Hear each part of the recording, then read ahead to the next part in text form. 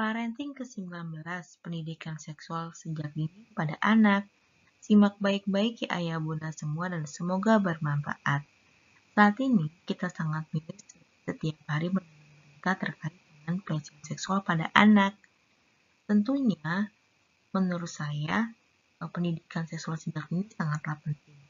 Apa sih alasannya? Yang pertama, banyak terjadi pelecehan seksual kepada anak yang dilakukan oleh orang yang dipercaya oleh anak, bahkan di lingkungan terdekat. Ada kasus seorang ayah melakukan pelecehan seksual sampai anaknya hamil dan melahirkan. Yang kedua, adanya perbedaan bagian tubuh antara laki-laki dan perempuan, sehingga harus anak bertanggung jawab terhadap dirinya sendiri. Apa sih manfaatnya? Manfaatnya yang pertama, memenuhi rasa ingin tahu anak dengan cara yang benar, karena anak itu biasanya lebih pintar daripada orang tua. Yang saya temukan di sekolah dasar 456, di gadget mereka terdapat pornografi yang seharusnya belum mereka ketahui dan belum saatnya mereka tahu. Yang kedua, menyiapkan anak memasuki masa puber. Biasanya masa pubertas pada anak sudah dimulai dari kelas 4, 5, dan 6, tergantung perkembangan hormon anak tersebut.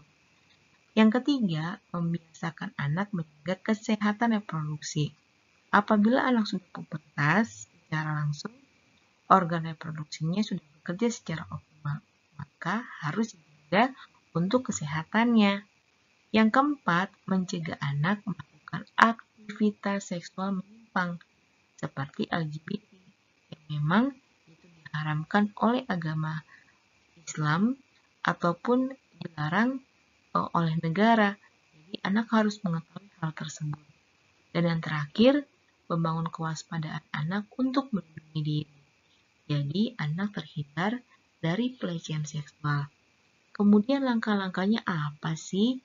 Yang pertama, 0 sampai 24 bulan kenalkan bagian tubuh, manfaat dari panca indera, tangan, kaki, dan sebagainya. Kemudian mulai organ reproduksinya. Yang kedua, anak usia dini 2-5 tahun kenalkan organ reproduksi dan privasi.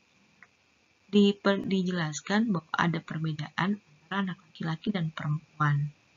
Mengapa itu bisa berbeda? Kemudian, privasi, siapa saja yang boleh memegang organ vital anak dan siapa saja yang dilarang untuk memegangnya. Dan bagaimana caranya apabila ada orang lain yang memegang alat vitalnya supaya anak bisa menghindari pelecehan seksual. Kemudian yang ketiga, 5-8 tahun persiapan pubertas. Anak diajarkan apa saja yang harus dipersiapkan seperti junub, kemudian hal-hal yang harus dilakukan setelah pubertas dan sebagainya. Dan yang terakhir, 9-12 tahun proses reproduksi dan perilaku seksual.